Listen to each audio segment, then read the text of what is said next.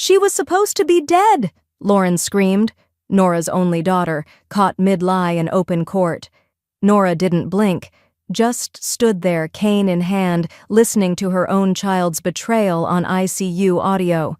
Across the aisle, Ben, her son-in-law, was already in cuffs for identity theft. The judge's gavel slammed. This was a coordinated attempt to erase your own mother. From the back row, Mira, Nora's estranged niece, stood up, subpoena in hand.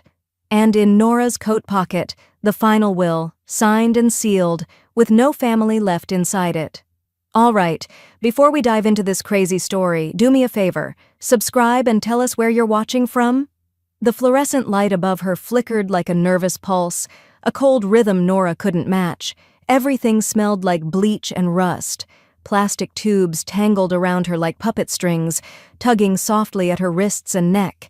Her mouth was dry, her throat scorched, but she wasn't dead. Not yet. She knew that much. Voices floated in from the hallway, clear but muffled by the heavy ICU door. A woman's laugh, nervous, shrill, then a man, low and clipped. Nora blinked slowly. A shape moved past her peripheral vision, blurred. She focused. Her daughter, Lauren. Slender, dark-haired, arms crossed tightly across her chest like she was hugging bad news.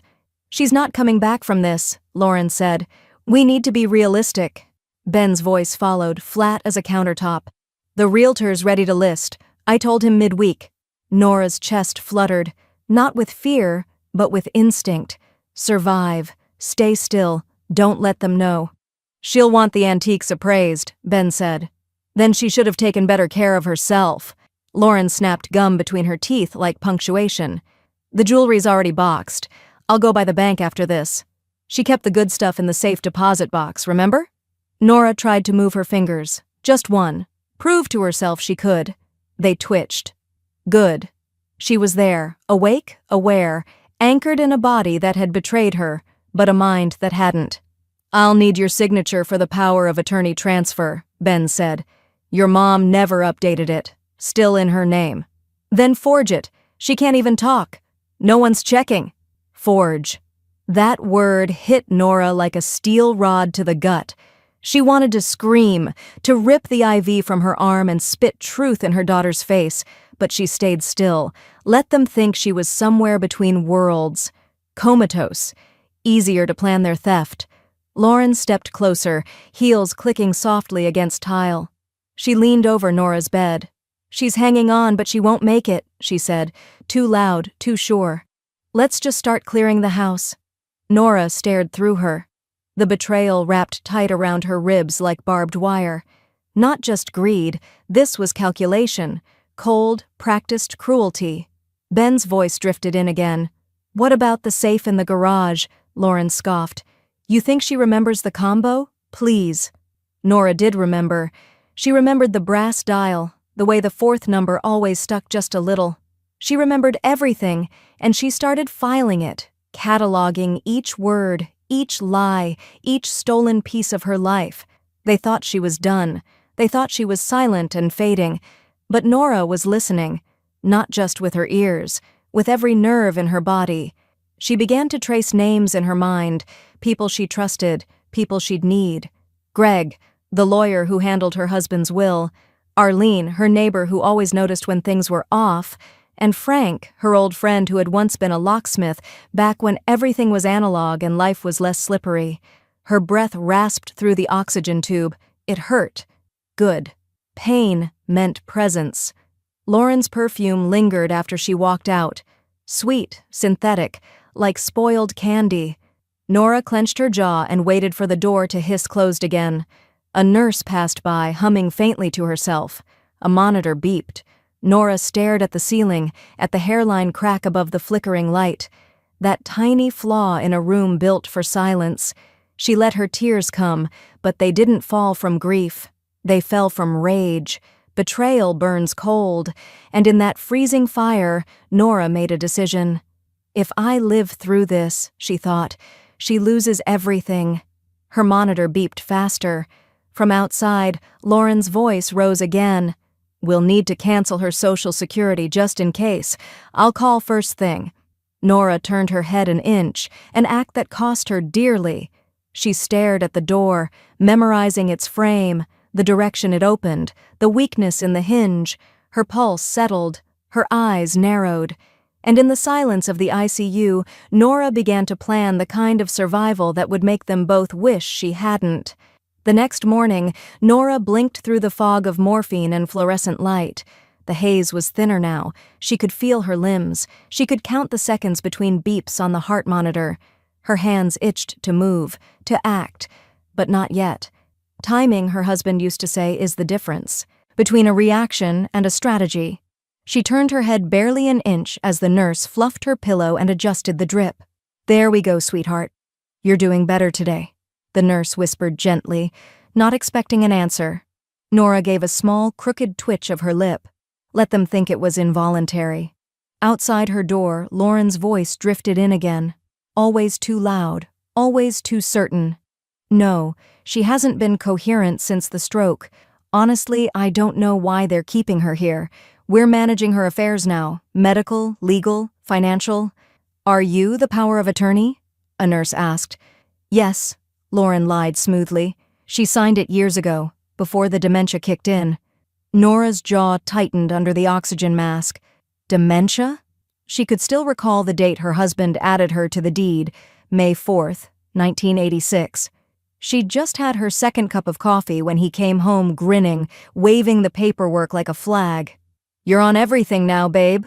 No one can push you out." She remembered the way he'd insisted she memorize their trust lawyer's number. Just in case. And the code phrase they used when anything felt off. Peach cobbler. He'd made her say it every year on their anniversary, like a ridiculous but meaningful oath. She remembered it all. She remembered enough. Later that afternoon, she watched from her hospital bed as Lauren scrolled through photos on her phone. Nora's china cabinet, her living room rugs, even the old iron key that hung from a leather strap behind the pantry door. "She's not coming home," Lauren said to Ben over the phone. "We might as well start staging. People don't buy empty houses." That word, staging, burned through her like acid. Lauren had already been inside, had already touched her things. Nora's fingers curled slightly. She felt the tape of the fourth stretch. A nurse walked by. Nora blinked fast, playing at confusion, letting her head lull slightly to the side. Let them think she was floating, not calculating. That evening, as the room dimmed and machines hummed around her like white noise, she began to silently inventory every room in the house. The old sewing machine in the guest bedroom, still stuffed with bills and documents from before the internet era. The shoebox tucked behind the third row of books in the study, where her husband had hidden their original marriage certificate, the antique coin collection under the stairs, the spare keys, and the real safe. Not the obvious one in the garage. The second one, the one no one knew about. Lauren thought she was robbing a house. She didn't realize she was setting off a war. The door creaked. A shadow spilled across the tile. Lauren again holding a takeout bag and wearing that same casual cruelty on her face. She looked around to make sure no nurses were nearby, then leaned close to the bed. "I'll bring your things by the facility," she whispered. "It's nicer there, safer, and we'll take care of everything." She set the bag on the side table, untouched. Then she kissed the air near Nora's cheek, fake and cold as winter breath. As the door closed behind her, Nora's eyes fluttered open, sharp and alert in the dark. Facility? She wasn't going anywhere, but home. And Lauren wasn't taking anything but the consequences. Outside her window, a storm rolled in, late spring thunder rumbling low like a warning. Nora shifted just enough to make the oxygen monitor spike, drawing the attention of the night nurse. "She's moving more," the nurse said aloud, jotting notes on a clipboard. "Could be a sign of cognitive improvement." Nora let her eyes close again. The corners of her mouth twitched into the ghost of a smile. The whisper plan was in motion. All she needed now was time. The town car pulled up slowly to the curb in front of the craftsman-style home Nora had lived in for 42 years. The porch light was on, not for her, but for inventory. The driver didn't say much, just opened the door and offered an arm Nora didn't take. She gripped her cane, steadied herself with a quiet breath, and stepped out into the damp smell of early June. Her bones hurt, but her mind was ablaze. She hadn't called ahead. The wheelchair the hospital had insisted on was folded in the trunk. She hadn't used it once. As she stepped onto the porch, she noticed the begonias were gone. So were the hanging bird feeders. Even the welcome mat had been rolled up and replaced with something cold and clean. By appointment only. Nora reached into her coat pocket and pulled out her old key. She slid it into the front door lock and stopped. It didn't turn. New lock, new code, not even subtle. She knocked. Inside, she heard muffled footsteps, quick, uneven, and then the door cracked open an inch. Lauren's face was the first thing she saw. Mascara streaked, mouth slack, hand trembling slightly on the knob. Behind her, the sound of bubble wrap being torn echoed like bones breaking. "Mom?" Lauren breathed. "Oh my God, what are you doing here?" Nora gave her a long, unread, able look. "I was discharged." "No one told us. You should have called. We would have—" "You weren't expecting me," Nora said softly. Clearly. Behind Lauren, the living room was barely recognizable. The rug was rolled, the walls bare. Her late husband's recliner was gone. The mahogany curio cabinet, the one she swore she'd die owning, was missing. What remained was boxed and labeled: charity, appraisal, storage. Family photos, the silver-framed ones that had lined the hallway for years, were nowhere to be seen. Lauren stepped aside, her voice cracking into feigned emotion. We were just trying to stay busy. We didn't think we thought—" She choked back a sob. "We thought we'd lost you." Nora stepped inside, her cane tapping once against the hardwood. She said nothing, just looked. In the corner, Ben stood mid-tape wrap, a half-sealed box in his hands labeled "Office Valuables." He froze, color draining from his face like spilled milk. Nora met his eyes briefly, then turned to Lauren with a gentle nod. "Well," she said, voice calm and sharp as dry ice. "I'm not lost." She walked deeper into the room, slowly. Every inch told her something. The safe from the garage had been dragged out, likely pried open. Cabinets were half empty. A stack of mail sat unsorted, Nora's name scratched off every envelope. She counted 6 boxes marked estate. She tapped her cane against a crate filled with her cookbooks. "You're packing fast." Lauren wrung her hands. "It was a mistake. We got overwhelmed. Ben didn't want the house to sit unattended. You understand?" "I understand people's priorities get very clear when they think they're alone with a vault," Nora said mildly. She pulled her phone from her coat pocket and, without fanfare, tapped once on the screen. A small red light blinked. Recording. Lauren paled. "You're not well, Mom," she began. "You shouldn't be—" "I'm well enough to be standing in my own home," Nora said. Ben shifted behind a half-unpacked box, silent now, calculating. Nora's gaze moved to the front door again, the lock glinting like a dare. "New locks?" she asked. Lauren hesitated, then nodded. "For safety. You know how the neighborhood's changed." Nora turned toward the hallway, noting the dust trail leading from the bedroom. Her jewelry box was missing. She took another measured step and leaned slightly against the wall to ease the pain in her hip. "Well," she said, "we'll need to change those locks again." She reached into her coat pocket, her fingers brushing over a worn business card. Frank Maynard, lock and key specialist, retired, but not rusty. Nora didn't call him now. She'd wait. She wasn't going to barge back in with fire and accusations. She was going to let them think this was a reunion, not a return to power. Behind her, Lauren's voice cracked with more practiced sorrow. "Let me get you some tea. Sit down, please." Nora nodded, stepped into the kitchen, and saw it. The space on the countertop where the ceramic jar used to sit. It was gone. That jar hadn't just held cookies, it had held the original copy of the will. She steadied herself, back ramrod straight. This wasn't recovery, it was reconnaissance. And tomorrow morning, the locksmith would have coffee waiting. Nora moved through her own house like a ghost, unseen, untrusted, uninvited, Every floorboard that creaked beneath her cane felt like a betrayal. Every room had been violated. And yet, none of it looked like a break-in. It looked like permission. She stood in the hallway, staring at the empty space where the family photo gallery had once lived. Dozens of frames had vanished, their sun-bleached outlines still marking the eggshell wall. The hallway looked sterile now, like a model home. "You said we could prep the house to sell." Lauren's voice floated in from the den, sweet, casual, weaponized. Nora turned slowly, her expression blank. "Did I?" "Yes," Lauren replied too quickly, standing beside a decorative box labeled "Scented Candles." "Staging. You told me, remember? Right after the first seizure. You said, if anything happens, don't let the house fall apart. So, we've just been cleaning. Sorting." Nora tilted her head slightly. "I must have forgotten." Lauren smiled thinly. "It's okay, Mom. You've been through a lot. The doctors said you might have lapses. Short term, I mean. Nothing to worry about."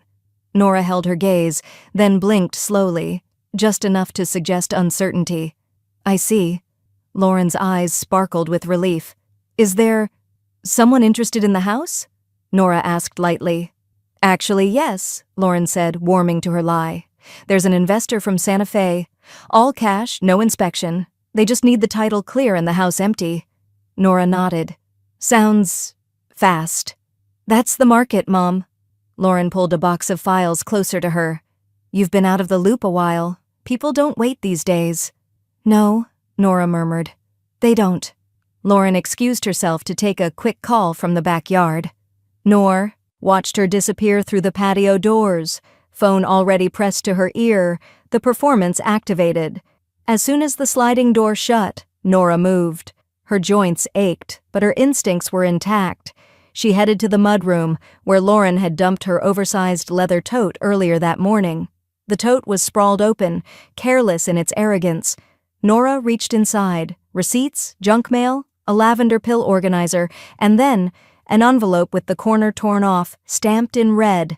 First Citizens Bank, Private Account Division. Inside were 2 printed authorization forms. Nora's name was signed at the bottom of both, but the signature was a forgery. She knew it instantly. Too neat, too wide, and missing the tiny flourish her hand always added at the tail of the N, a detail no one but her husband would have noticed, or cared about. She snapped a quick photo on her phone.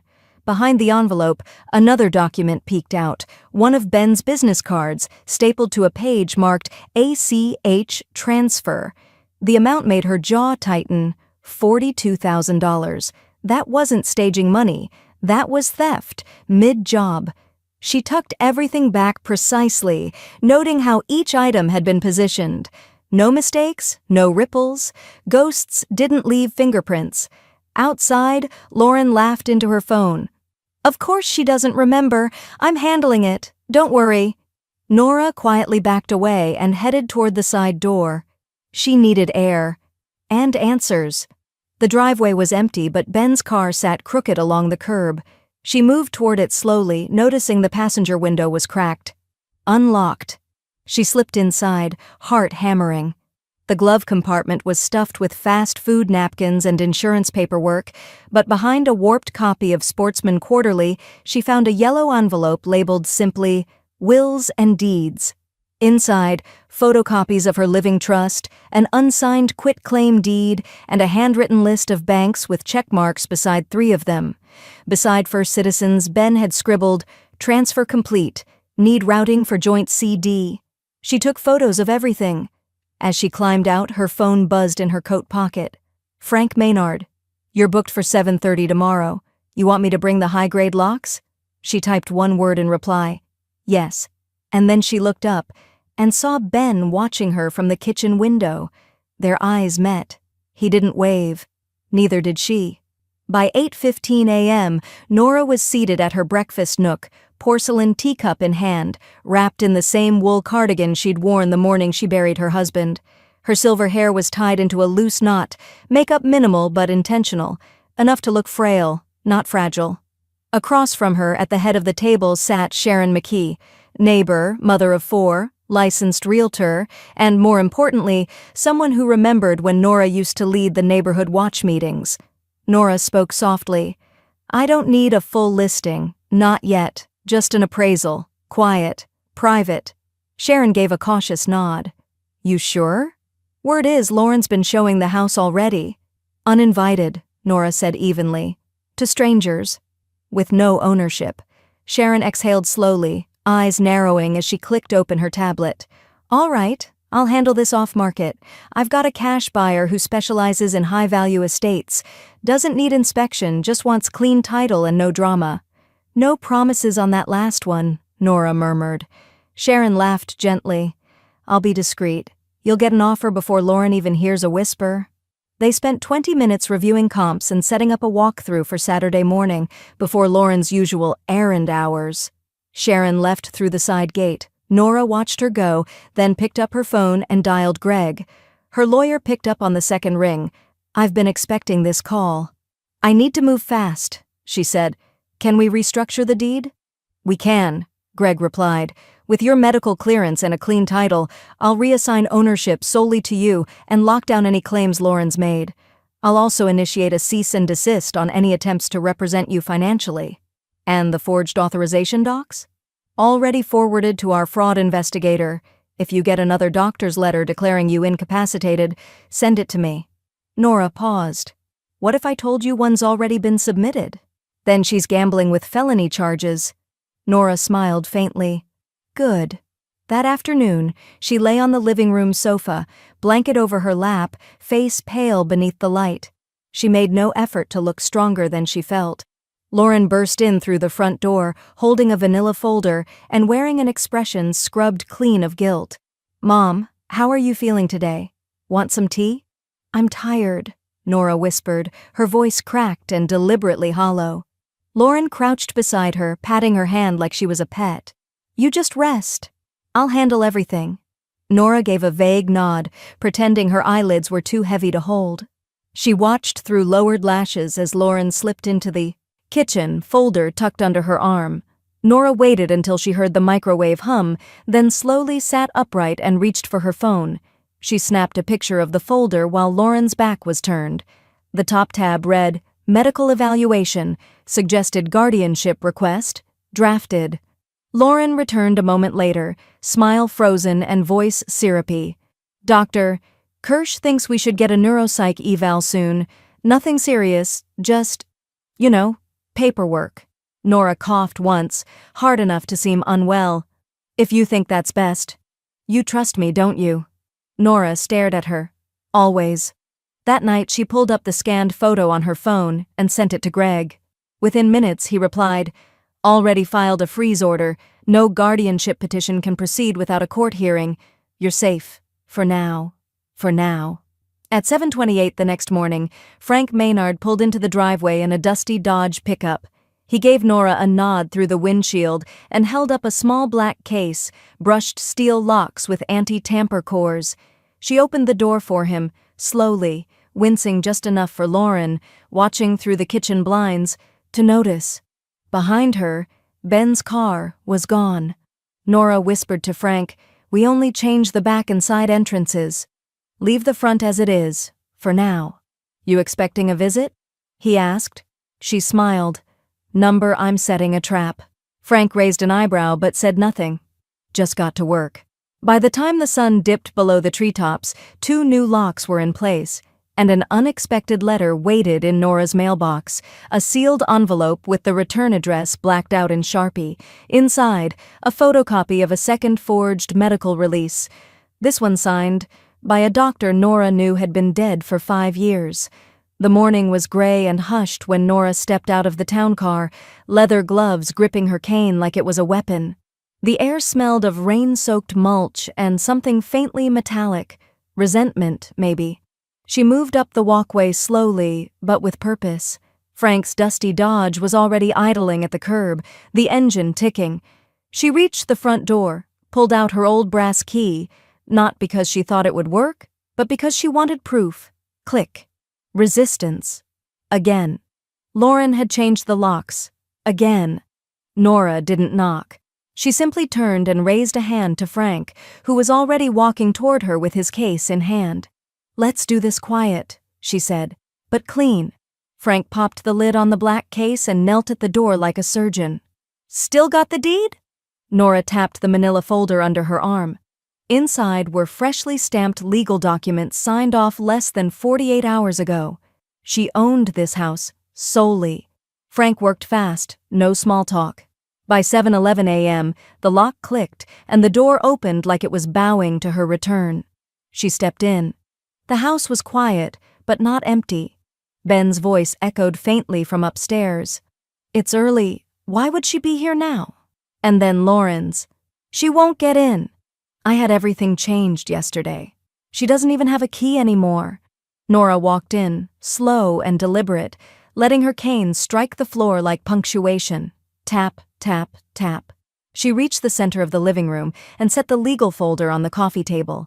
Lauren appeared at the top of the stairs in an oversized hoodie and bare feet, frozen mid-step. "What the hell? How did you get in?" "I used my key," Nora said calmly. "The legal one." Ben stepped into view behind her, his face slack with disbelief. "You broke in," he said, voice tightening. "You can't be here." Nora opened the folder. "Actually, I can. This is the updated deed. Sole ownership notarized and on file with the county recorder's office as of yesterday." Lauren took a shaky step down. "This isn't your house anymore." "It never stopped being mine," Nora said. "You just hoped it would be easier to steal it than earn it." Ben pulled out his phone. "I'm calling the police." Nora tilted her head. "Please do. Greg said I should invite them myself." Ben hesitated. Nora reached into her coat pocket, pulled out a second document, and dropped it next to the deed. A printout of the fraudulent guardianship letter, complete with the forged signature of a doctor who'd been dead for 5 years. Lauren went still. "I don't think the local PD is going to be too amused by that," Nora said coolly. Ben glanced toward Lauren. "What's she talking about?" I didn't forge anything," Lauren stammered. Nora's smile didn't reach her eyes. "Then you won't mind handing over my jewelry box." Lauren blinked. "What jewelry box?" "The one from the bedroom dresser. Top left drawer, cherry wood, lined with green velvet, the one that held my wedding ring." Lauren looked at Ben, then back at Nora. It must have been misplaced when we were cleaning." Nora stepped closer, her voice ice cold now. "It wasn't misplaced. You moved it. Just like you moved the will, the coins, the lockbox. Just like you walked into a life that wasn't yours and tried to gut it from the inside out." Frank cleared his throat softly. "You want me to relock the front door or leave it for now?" Nora didn't break eye contact with Lauren. "Leave it." She leaned in closer. "You changed the locks to keep me out," she whispered. "But now they keep you in." Ben's phone buzzed. He glanced down. His jaw tensed. Nora's eyes narrowed. "Who is it?" He looked up, pale. "It's the realtor. The one you hired." Nora's turned to smile. "Ah, good. She's early." Lauren spun toward the stairs. "What realtor?" "What do you mean she's early?" Nora stepped aside and gestured toward the front door. And as Lauren moved to intercept whoever was coming, someone else stepped through the open frame. Not Sharon, not the realtor, but a plainclothes detective. Badge out. Eyes locked on Lauren. "Lauren Matthews?" he said. "We need to talk." The front door was propped open with a brass stopper Nora hadn't seen in years, a gift from a neighbor after her husband's funeral. Today, it held space not for grief, but for leverage. By 10:02 a.m., Sharon McKee stood in the entryway, clipboard in hand, hair swept into a no-nonsense bun. The cash buyer trailed just behind her, late 40s, crisp navy blazer, soft southern accent, and the confident curiosity of someone who could close a deal before lunch. "This is the living room," Sharon said smoothly, gesturing toward the newly decluttered space. "The bones are original, 1940s, hardwood under the carpet. Foundations rock solid." Nora stood beside the fireplace, perfectly poised with her cane in one hand and a soft smile that didn't quite reach her eyes. "And filled with 20 years of Thanksgiving dinners," she added, "the kind where nobody leaves until the pie burns." The buyer chuckled politely, clearly charmed. I love a place with a story. Nora nodded. This one has chapters. From the hallway, Lauren stood stiff, arms crossed like she'd just swallowed vinegar. She wore too much eyeliner for mourning and the pinched look of someone trying to act invisible in her own crime scene. "Mom!" she hissed as she passed. "Can we talk?" "In a moment," Nora said without turning. "Sharon, did you mention the study still has the original built-ins?" "I was just getting there." They moved down the hall. Nora's steps were slow but steady. The buyer followed, asking thoughtful questions. At every turn, Nora offered anecdotes instead of desperation, memories instead of price points. It was theater, but it was real. Lauren followed behind like a bad smell, trying to edge in, to interrupt. "This house isn't even—" she started. Nora's voice cut through without looking back. "Lauren, we agreed you'd stay out of the way today." "I didn't agree to anything." Nora turned, cane planted firmly between them. "Then let me be more clear. If you disrupt this sale, I'll file a restraining order. Not temporary, permanent." Lauren flinched, then slinked back into the kitchen. In the dining room, Ben waited by the buffet table, arms folded. He gave the buyer a stiff smile, then stepped aside to whisper to Sharon. "Would be better for everyone if this deal didn't go through," he said under his breath. "Name your number." Sharon blinked. "Excuse me?" Ben slid a folded paper from his pocket. "You look like someone who knows when to pivot." She didn't take it. "I also know when to document a bribe." She pulled her phone from her blazer and snapped a photo before Ben could react. He cursed under his breath and backed away. At the foot of the stairs, Nora turned and spotted the exchange. She said nothing, just caught Sharon's eye, nodded once. Handled. They continued the tour upstairs, Nora gesturing to the empty guest room. "Used to be filled with dolls and drama. My granddaughter hated naps." The buyer smiled. "It feels preserved, honest. That's what makes it worth more than the asking price." He looked at Sharon. "I want it." "You haven't seen the basement," she said. "I don't need to. What's your seller looking for?" "Clean close, fast close, cash." He extended a hand. "Done. I'll have my team call by noon." As they stepped outside together, sunlight broke through the clouds, casting the walkway in soft gold. Inside, Lauren watched through the front window, her arms trembling at her sides. "That's not fair," she whispered. "She doesn't get to walk away with everything." But Nora wasn't walking away. She was walking through. Ben stood stiffly at the back of the room, jaw set, hands in fists. "She'll lose it all in court," he muttered. Lauren's eyes locked on him. "You'd better hope so." Back at the curb, Nora shook the buyer's hand and turned back toward the house. Sharon leaned in beside her. "There's something else," she whispered. "Your lawyer sent over the latest financials. They traced the forged ACH transfer." Nora blinked. "And?"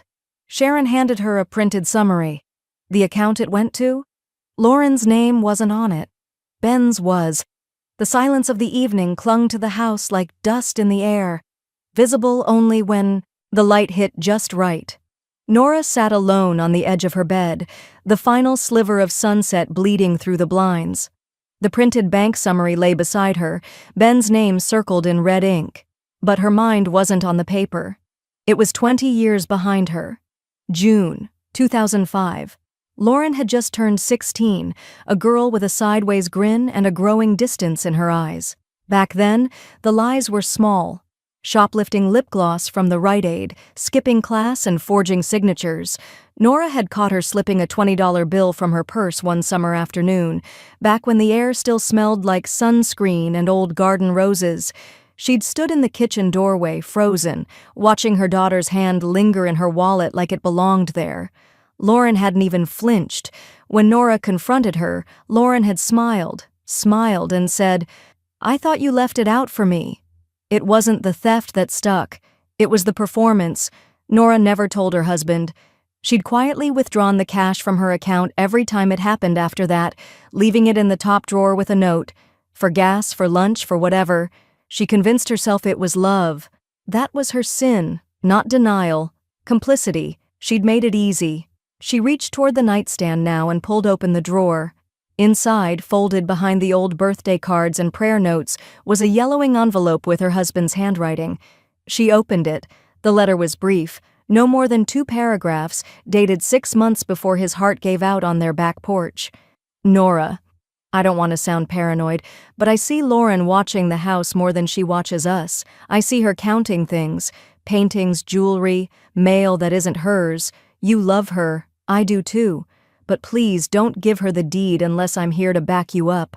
And if I'm not here, don't give her the house at all. Love you forever, T. Nora folded the letter slowly, careful not to tear the edge where his pen had pressed too hard on don't.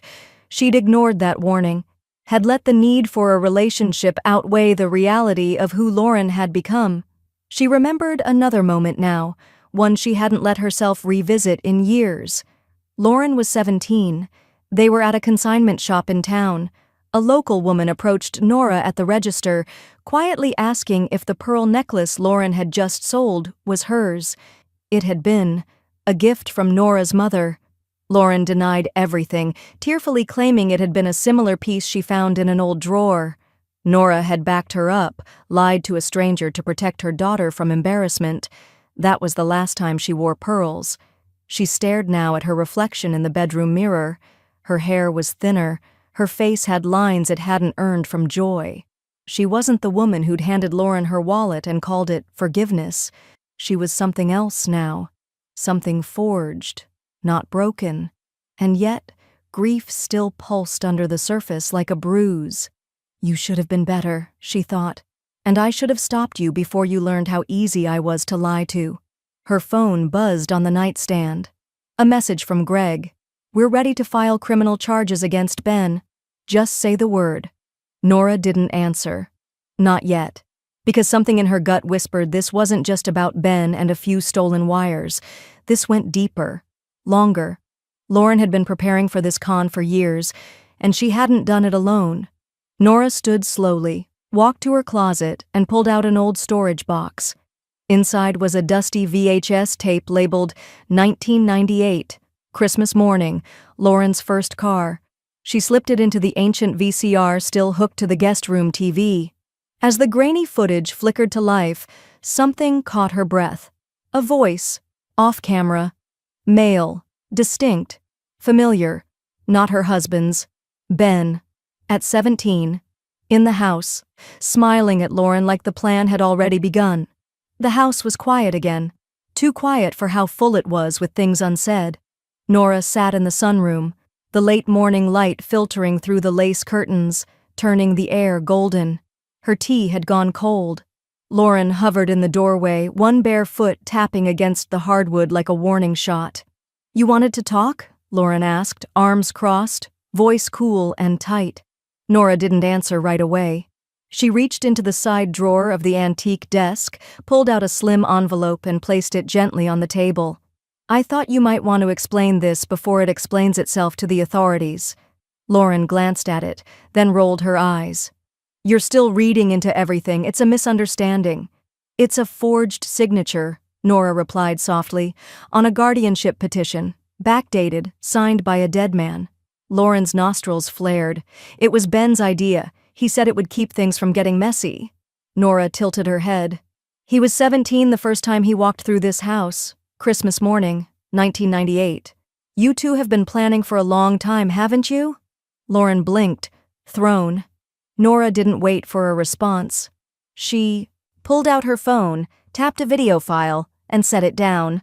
Audio filled the room, the familiar beeping of the ICU, then Lauren's voice, sharp and unkind. She won't make it. Let's start clearing the house. Lauren stiffened. You recorded me? She whispered. I survived because I did. The screen went dark. Nora picked the phone back up and slid it into her pocket. You knew I was awake, and you still said it out loud, she said, quieter now. You wanted me gone so badly you didn't even bother whispering. Lauren's voice cracked. Because you were gone. You left me long before the ICU. Don't pretend otherwise. You were always disappointed in me. You never believed I could handle anything without messing it up. And you proved me right, Nora said, not cruelly, but like it was a fact in a book they both now had to read. Lauren paced, her breathing ragged. You have no idea what it was like growing up here. Always second best. You treated Dad like a god and me like a guest. All I ever wanted was a shortcut, Nora interrupted. And now you're blaming me because you took one. Lauren froze. Nora stood, slowly, gripping the arm of the chair for support. You stole, you lied, you forged, and still you came back here thinking I'd just sit and drink tea while you stripped my life from the walls. Lauren's jaw trembled. I panicked, okay? I thought we were going to lose everything. We were broke. Ben's job fell through and— Don't, Nora said, voice steel. Don't confuse fear with intent. I've read every document. I've seen every transfer. You weren't trying to survive. You were trying to cash out. Lauren's shoulders slumped. Her face cracked open, a sudden switch from venom to tears. I'm sorry, okay? I'm so sorry. Nora stared at her for a long moment, searching her daughter's face for anything genuine. A trace of the girl who once handed her wildflowers wrapped in construction paper. But all she saw now was strategy wearing skin. No, she said. You're not. Lauren blinked. You're scared, Nora continued, voice steady. But you're not sorry. Nora turned and moved toward the hall. This isn't revenge, Lauren. Lauren followed, confused. Then what is it? Nora looked over her shoulder. It's prevention. She didn't raise her voice. She didn't need to. Her words landed harder than anything Lauren had expected. Behind her, the kitchen clock ticked louder than it should have. Lauren sank into the couch, speechless for once. Nora's phone buzzed in her pocket again. A text from Greg. Detective Clark just finished the fraud review. Ben's been subpoenaed. Lauren may be next. Nora slid the phone back into her pocket and walked toward the front door. And then she stopped. The jewelry box, her wedding set, was sitting on the entryway table. Open. Inside, the ring was missing, but a note had been left in its place. One word, printed in Ben's sharp handwriting. Soon. The teller's smile didn't reach her eyes. Nora knew that smile. It was the same one she used to give as a young receptionist when men talked over her like she was furniture. It meant, I'm being polite, but I see everything. Just one more signature here, Ms. Ashford, the woman said, sliding a form across the sleek granite desk. Nora signed without hesitation. Her signature, her real one, looped across the page with a steadiness that surprised even her. 2 bank accounts closed, 3 new ones opened. Old safety deposit box purged. New biometric vault access confirmed. The last of the documents tied to her husband's estate were now in her sole name. No co-signers, no emergency proxies. No room left for shadows to move. By noon, she was sitting in Greg's office, sipping chamomile tea from a paper cup that read, World's Okayest Client. He was grinning. You're ahead of the timeline, he said. Once the sale clears and the trust fund is finalized, you'll be insulated on all sides. And the forged ACH? Filed under federal review. Ben's going to have to talk fast and lie better than he ever has. Nora nodded, setting the cup down. Let him try. That afternoon, she updated every emergency contact, medical authorization, and power of attorney form. The woman at her doctor's office raised an eyebrow at how prepared she was. Just trying to keep my daughter from putting me in the ground twice, Nora quipped. The receptionist didn't laugh, but she got it. Back home, the sun was sinking. The kitchen was clean again, emptied of secrets. Nora had cleared the fridge, shredded old files, boxed up decades of forgotten habits. The only thing left was peace, and one last piece of rot. Her phone buzzed. A text from cousin Janice. Lauren's been calling. Said you're unstable and that Ben's taking care of things. Thought you should know. Nora sat on the edge of the kitchen bench, thumbs moving fast. Tell her I'm fine, and tell her I'm coming for every lie she told in our family's name. Another buzz. This time, an alert from her credit monitoring service. New. Account opened in your name. Applied through West Coast Federal Credit Union. $18,000 personal loan. Her mouth went dry. She logged in immediately. A quick trace showed the IP address, Santa Fe, matching the same alias used for the investor Lauren had mentioned weeks ago, but it wasn't in Lauren's name. It was in hers. She picked up the phone, Dialed Greg. "I need a fraud freeze put on every credit bureau now, and a reverse investigation. Ben used my identity. Again." "On it," he said, no hesitation. Nora walked slowly back into the living room, the hardwood cool under her soles. She stared out the front window at the dusk-covered street. No one walked there anymore. Not neighbors, not family. Lauren had tried to poison the well behind her, calling every cousin, every in-law, begging for sympathy, spinning stories about mental decline, emotional manipulation, trauma. But Nora had already started calling first, quietly, calmly. "I'm not asking you to take sides," she'd told her sister-in-law. "I'm just asking you to watch what side they pull you toward." No one sided with Lauren. Not anymore. At 7:03 p.m., a car pulled up outside the house. Nora didn't recognize it, but something about the way it idled, engine running too long, made her step back from the curtain. She picked up her phone, hit record, stepped out onto the porch. The car didn't move. The tinted window rolled down just an inch. Inside, a hand slid a small envelope through the gap and let it fall to the ground before the car sped off, tires screeching as it took the corner hard. Nora waited, heart beating against her ribs like a warning bell. She walked slowly to the edge of the driveway, picked up the envelope and opened it with gloved hands. Inside, a photo of her wedding ring, still missing. Taped beside it, a typed message. "You should have stayed gone." It happened just after sunrise. A black and white squad car rolled up in front of Ben and Lauren's rental property, the dingy duplex on the outskirts of town where they'd scurried after Nora changed the locks and filed the deed. 2 officers stepped out, one with cuffs already out, the other holding a folded arrest warrant, like a final bill delivered to a dine-and-dash thief. Ben opened the door in basketball shorts and bare feet, bleary-eyed and annoyed. He didn't see the handcuffs until they clicked closed around his wrists. "Benjamin Todd Kessler?" the officer asked, though he already knew. Ben tried to smirk. "What's this about?" "Identity theft, wire fraud, credit fraud. You've been very busy." Lauren screamed as he was walked to the car. "This is harassment! He didn't do anything!" Ben's voice cracked as they shut the door behind him. "Get the lawyer! Tell them it's a misunderstanding!" But Nora had made sure there was no misunderstanding left. By 9 a.m., Greg had filed both criminal and civil motions. Nora wasn't just pressing charges. She was demanding restitution, court-ordered garnishment, and full financial discovery. Everything Ben owned, past or present, was now subject to legal review. By noon, the house sale had closed. Wire confirmation arrived from the title company. Nora's account was now flush with 6 figures. No liens, no debt, no co-owners. The house she'd nearly died trying to protect was no longer at risk. At 2:30 p.m., a court courier arrived with a tan envelope and left without knocking. Inside, the final court order for eviction. Matthews, Lauren, removed from property, no access to residence or mail as of 6 a.m. tomorrow. Nora stared at the date. It was real. It was now. She printed 2 copies, one for the foyer, one for the front gate. That night she opened a bottle of wine her husband had been saving since their 30th anniversary. She poured 1 glass, sat in the quiet, let herself breathe without counting the lies left to clean up. But safety, she knew, was temporary. She hired a private security firm the next morning, veterans, all local, none flashy. They installed a wireless camera system, set up motion sensors along the back perimeter, and placed a discreet panic button beneath the living room end table.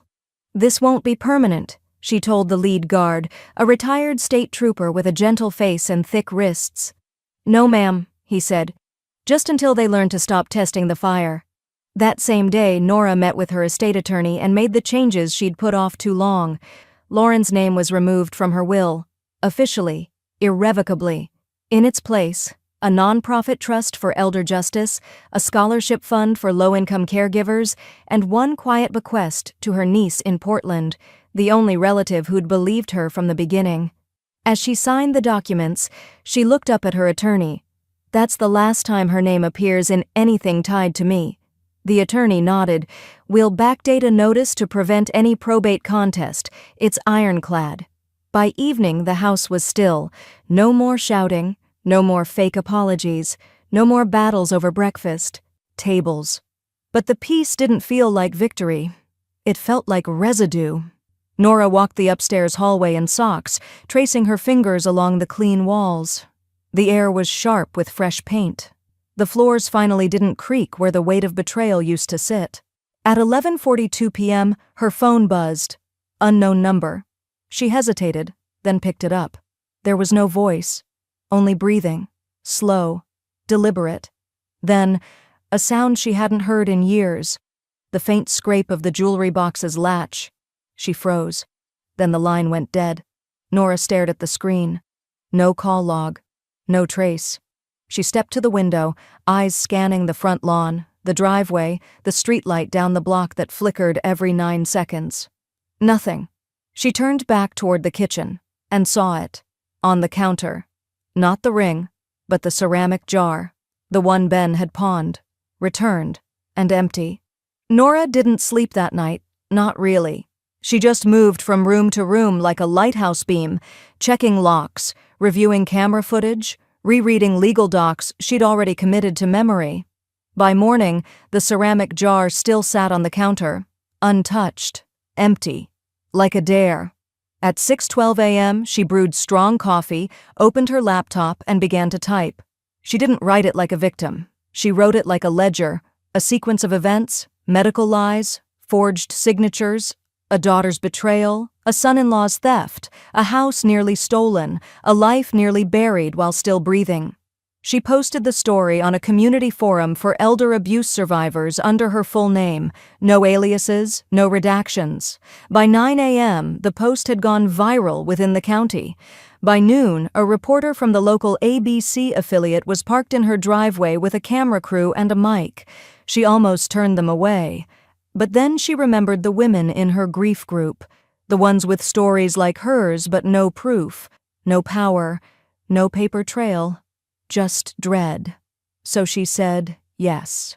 Nora sat on her front porch in a slate blue cardigan, her wedding ring still absent, her voice clear as steel in the air.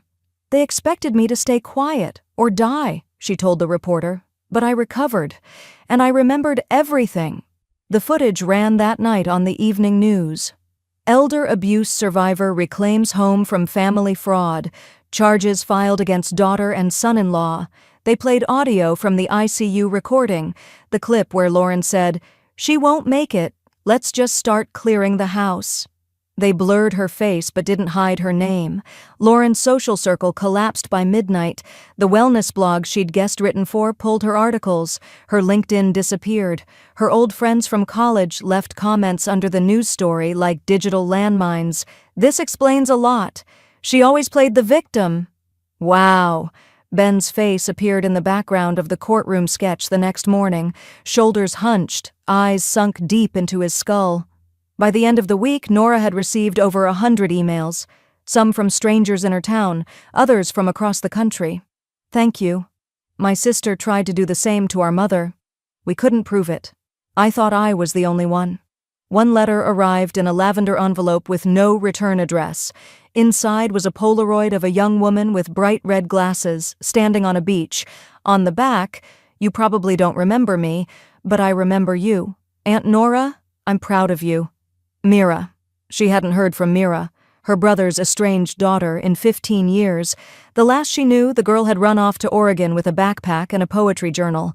Nora pulled out a pen and wrote her first letter back in decades. By the next afternoon, she had another visitor. Not press, not police. A social worker from a nearby hospice facility named Delilah, mid-30s, glasses, denim skirt, nerves and fire stitched into her handshake. "I read your post," Delilah said.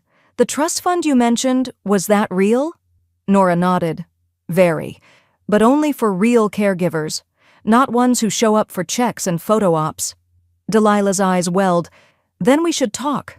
There are more women like you, ones still stuck, ones who didn't get to walk out." So they talked. And as they talked, Nora began drafting the mission statement for the Resilience Trust, a legal fund for elderly victims of familial financial abuse, built not just to fight back but to make sure someone else doesn't have to. At dusk, Nora stood on her porch alone, watching the sun collapse into the western trees. And then she noticed something, an envelope, tucked between the slats of the railing. She bent down slowly, unfolded it with steady fingers. Inside was a black and white photocopy of her wedding ring. Again. But this time, beneath the photo, there were 4 words in block letters. "See you in court." The courthouse air was heavy with recycled air and tension. Nora sat upright at the plaintiff's table, her hands folded neatly in her lap. Her cardigan was pressed, her gray hair pulled back into a low, clean knot. She looked every inch the woman Lauren had tried to erase, and somehow more formidable for having survived it. Across from her sat Lauren, jaw clenched, hair tied too tightly, eyes darting toward every corner of the room like an animal watching for exits. Her lawyer, a young man who looked more like a closing intern than a litigator, adjusted his tie nervously. The judge entered. All rise. Everyone stood, except Ben. He wasn't there. His attorney had filed a no-contest plea in exchange for reduced sentencing. His absence was both expected and cowardly. Lauren's lawyer began with a polished, trembling introduction. Mental confusion, miscommunication, stress during a medical emergency. "My client," he said, "acted with love.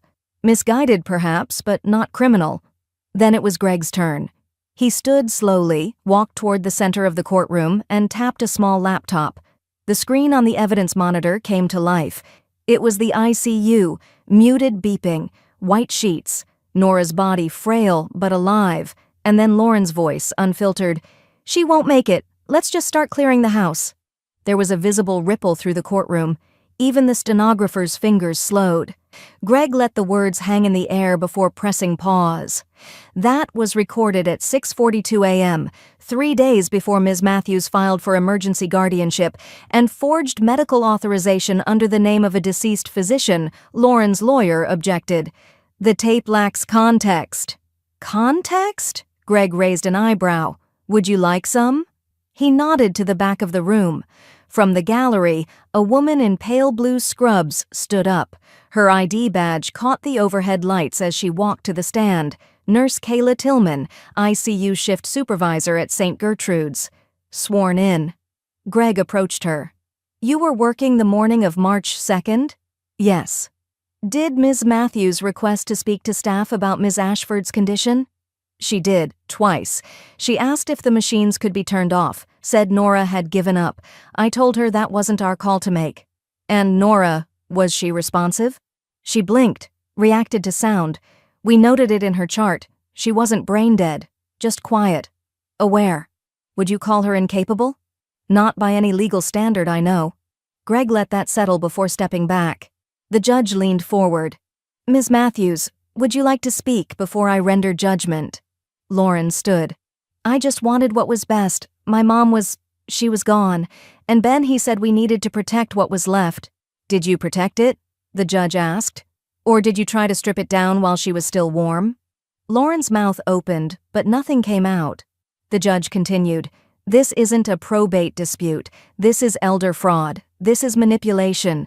And based on the evidence and testimony, I find in favor of Ms. Ashford on all claims. The countersuit is dismissed, with prejudice." He slammed the gavel. "In addition, Ms. Matthews is fined $75,000 in restitution and barred from acting in any legal or financial capacity for any family member, present or future." Lauren dropped into her seat like a puppet with its strings cut. Cameras flashed outside the courtroom. A local journalist whispered, "Hero Grandma wins!" Nora didn't smile. She didn't cry. She just breathed. The kind of breath that had been locked inside her since the first whisper in the ICU. As she walked out of the courtroom, Greg leaned in. "You did it." "No," Nora replied. "I survived it." But as they reached the hallway, a court clerk jogged after them. "Ms. Ashford?" she called. Nora turned. The clerk held a small padded envelope. "This was dropped off at the front desk this morning. No name, no return address, but it had your case number written on the corner." Nora took it. Her fingers trembled as she peeled it open. Inside was a key, small, brass, not hers, and underneath it, a folded receipt. One-way bus ticket. Departure. Portland. Purchased under the name Mira Kessler. The morning after court, the air in the house felt different. Not lighter, just rearranged, like a room after guests have left. Empty chairs, full silence. Nora stood in the guest room with a cardboard box she hadn't touched in years. Her palms hesitated over the flaps. Her fingers were swollen from sleep and age, but not indecision. She peeled the tape back slowly. Inside, yellowing photo albums, a bundle of dried baby's breath, and an envelope labeled Lauren, 1992. She opened it. Inside was a Polaroid. Lauren at 5, standing in the garden, cheeks round with laughter. Nora crouched behind her, arms wrapped around her daughter, both of them smiling, genuinely. No artifice, just sunlight, clover, and the necklace. The one Nora wore only once, the one Ben had pawned. It glinted in the photo's corner, a teardrop sapphire on a silver chain, given to her the day of their wedding by her grandmother. It was meant to be passed down, to mark beginnings. But it had become collateral. Nora sat on the floor and let the image rest on her knees. She didn't cry. Not at first. It wasn't a clean breakdown. It came in strange gasps, half sob, half laugh. She leaned against the edge of the bed frame and let it happen, shaking silently. 20 years of trying, 20 more of covering. And still, here she was, grieving a daughter who was technically alive, but emotionally buried in betrayal. When it passed, she wiped her cheeks with the sleeve of her sweater and whispered aloud, "You didn't destroy me. But you didn't have to try so hard." She reached again into the box and pulled out a small spiral notebook, plain, leather-bound, never used. She turned to the first page. Blank. She uncapped a pen. At the top she wrote, "What They Steal When They Smile, One Woman's Story of Surviving Family Fraud." She stared at it for a long time. The title felt heavy, but right. Not a memoir exactly. Not vengeance, just the truth, spoken so someone else wouldn't mistake silence for safety. Later that afternoon, Sharon dropped by with the final buyer paperwork and a housewarming basket for the new owners. They were moving in next week. Young couple from Santa Fe. No kids yet. Just dreams and drywall to repair. They want to keep the front porch bench, Sharon said. Said it felt like the heart of the house. Nora smiled faintly. It was always where the arguments ended. Sharon paused, then said, "They asked about a name for the place." Something to etch into the mailbox. Nora thought for a moment, then nodded. "Call it resilience." That night, Nora stood in the kitchen, turning the brass key from the court envelope over in her hand. Mira's ticket had been scanned 2 hours ago. Destination? Portland. No reply to Nora's letter yet, but the key was something. A signpost, maybe a beginning. She slipped the key onto a string and hung it on the refrigerator knob. Not locked away. Just present. A soft chime sounded from the front of the house. Motion camera alert. She checked her phone. Just a raccoon nosing at the bird bath. Still, she double-checked the doors. Old habits. As she walked back through the hallway, she glanced into the mirror. She looked older, but not smaller. There was a photo stuck to the edge of the frame now. Mira's beach Polaroid. Underneath it, a post-it she'd added in her own handwriting. Heal loud. Someone else needs the noise. She reached up and pressed the note flat. Then, from outside, 3 sharp knocks. Not the door, the back window. She froze. The knock never came again. By the time Nora made it to the back window, the yard was empty. No footprints, no lingering sound, just wind brushing against the fence like it had somewhere better to be. The silence lingered too long, thick as fog, but Nora didn't open the door. She didn't need to chase shadows anymore. By morning, the house was quiet, not tense, not waiting, just still, a stillness that felt earned. She walked barefoot through each room, the hardwood cool beneath her heels. Her cane leaned against the wall. She hadn't needed it since court, though she still carried it in public. Perception, after all, was half the defense. The dining room echoed. The table was gone, sold with the house. Only a faint sun-bleached outline remained where the centerpiece had once sat, an old ceramic rooster her husband used to tease her about. In the living room, she paused by the mantel, touching the empty nail where the family portrait had once hung. She'd left it boxed in the attic, labeled but unclaimed. Not everything deserved display. At the base of the stairs, she turned, hand brushing the railing one final time. The doorbell rang. This time it was the couple from Santa Fe, the new owners. She opened the door with the same key Lauren had once tried to steal, then changed, then lost control of. Nora offered it now with an open palm. The young woman took it gently. "We love it already," she said. "It's a house that remembers," Nora replied. "It holds things. Just make sure what you bring into it is kind." They nodded, eyes shining. They asked for a walkthrough just to be sure. Nora obliged. She showed them the creaky floorboard near the back of the pantry, the loose latch on the attic stairs, the breaker that always needed a second flip in the spring. She didn't mention the nights she'd cried alone in the kitchen, or the time she'd pretended to forget her own name so Lauren would leave her in peace. Those belonged to her, not the house. At the end, she stood on the front porch as they locked up behind her. "Good luck," the man said. Nora nodded. "It's not luck, it's vigilance." And then she left. 2 days later, Nora stood behind a podium in a conference room at the downtown Hyatt. The banner behind her read, "Elder Rights Now, Protecting Autonomy and Assets in a Silent Epidemic." The crowd wasn't large, but it was attentive. Mostly women. Some men. Some walking with canes. Others wheeling oxygen tanks or holding photos of someone they'd already lost to the same betrayal Nora had outlived. She didn't speak like an expert. She spoke like a survivor. You think it'll come from a stranger, that it'll be loud, sudden. But betrayal from family doesn't knock. It lets itself in, uses your coffee mug, and whispers that you're imagining things. Laughter. Dry, bitter, shared. She held up the spiral-bound notebook she'd started at home. This story isn't unique.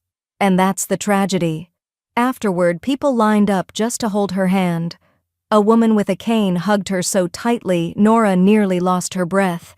A man in a veteran's cap pressed an old photograph into her palm and whispered, "My brother tried the same thing." No one believed me. That night, back in her rental apartment, modest, bright, 2 stories of peace, Nora set her notebook on the kitchen counter and opened to the final page. She wrote, "You can survive the people who want you gone. You just have to outlive them, with receipts." She closed the notebook, tapped her finger once against the cover, and smiled. Then she reached into her coat pocket and pulled out a small key. Brass, unmarked. She placed it in the drawer beside her tea bags, right where she'd keep it if she ever needed to unlock anything again. Just in case.